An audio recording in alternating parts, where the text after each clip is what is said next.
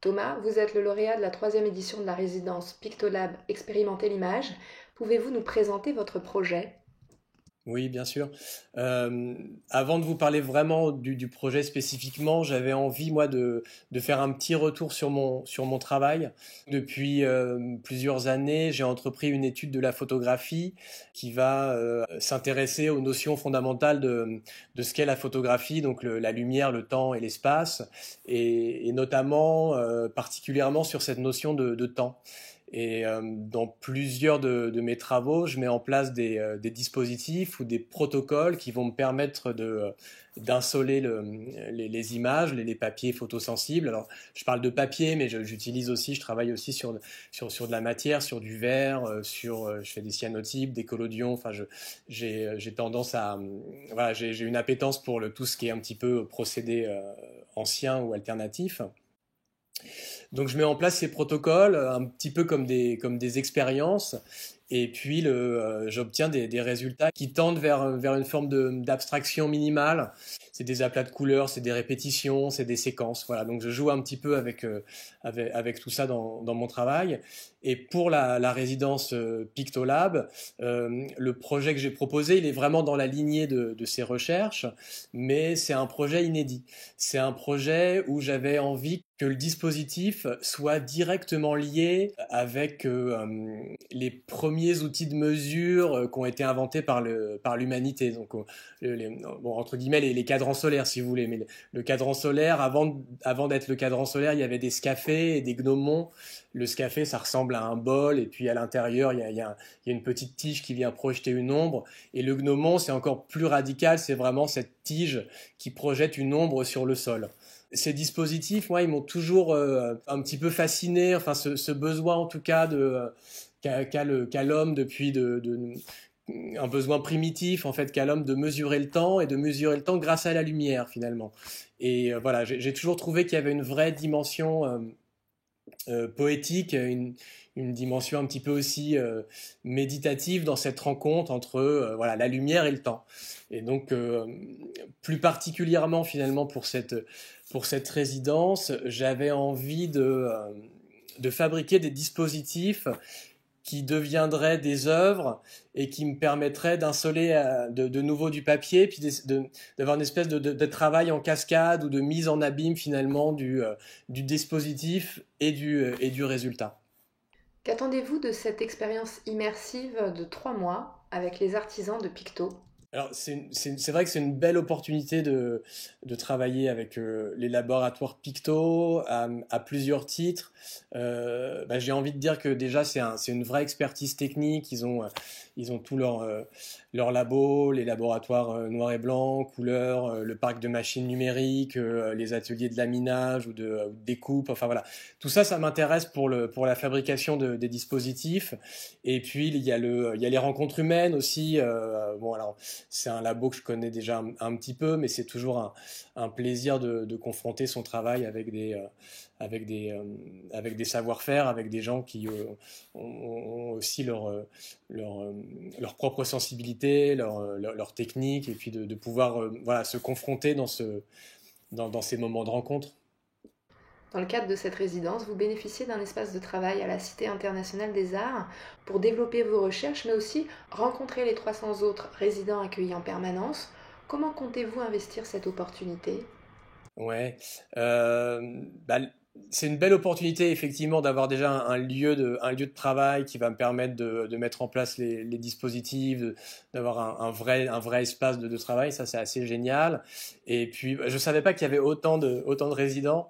Oui, l'opportunité aussi, c'est de se dire que c'est des rencontres, c'est un espace où on va pouvoir échanger nos idées, faire voyager un petit peu nos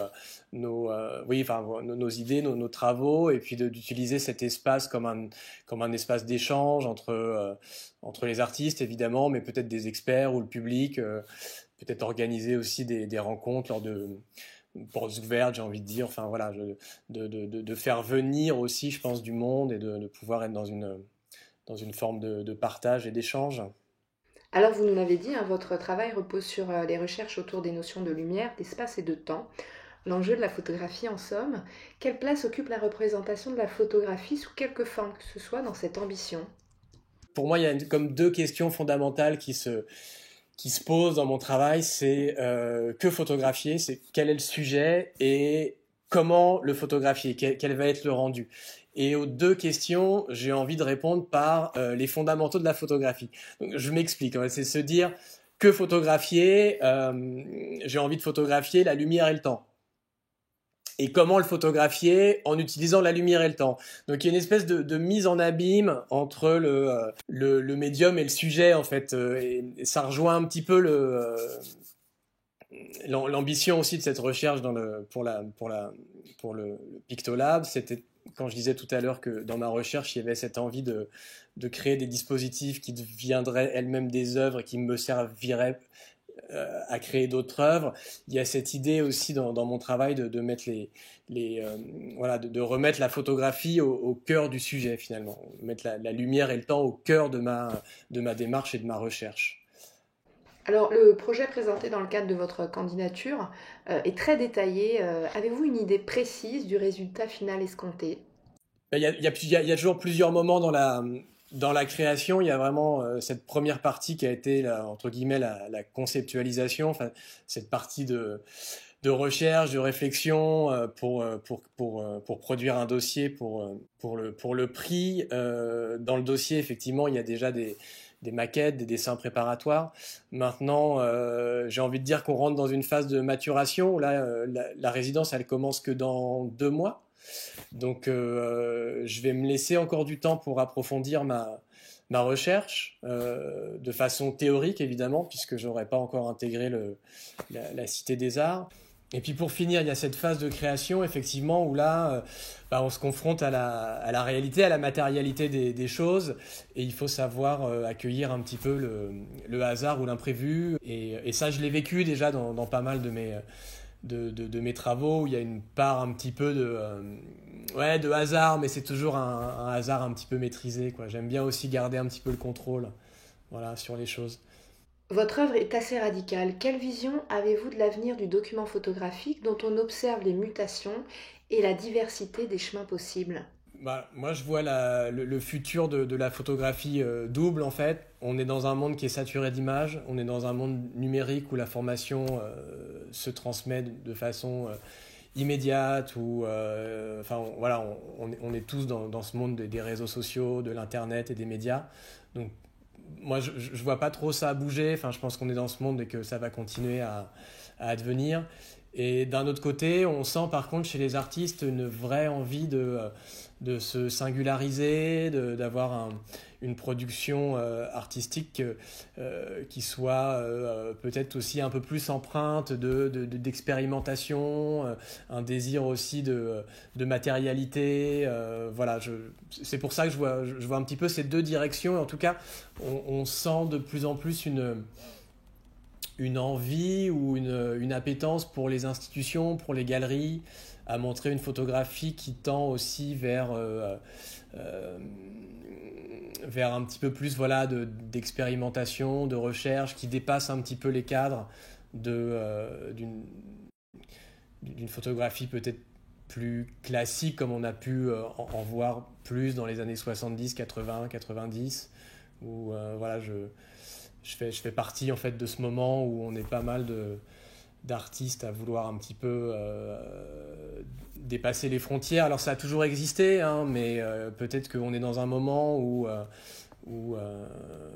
c'est un petit peu plus rendu tangible et puis il y a une vraie envie aussi de singularité, d'émotion, de transmission, de désir de créer de l'émotion. Ben voilà, je me sens dans ce moment.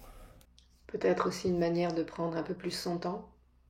Oui, c'est une très belle façon de voir les choses aussi, de retourner dans la matière, dans le, dans le savoir-faire, ouais, tout à fait. Ouais.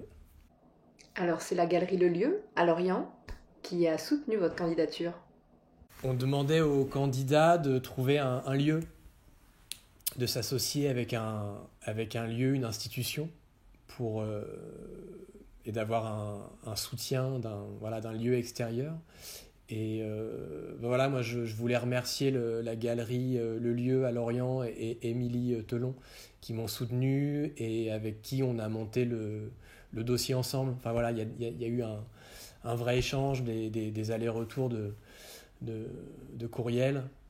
Et c'était intéressant déjà de commencer à confronter cette réflexion avec quelqu'un d'extérieur qui connaissait un petit peu mon travail apparemment. Et voilà, donc ça augure des beaux échanges et des belles discussions, j'imagine, pour la suite.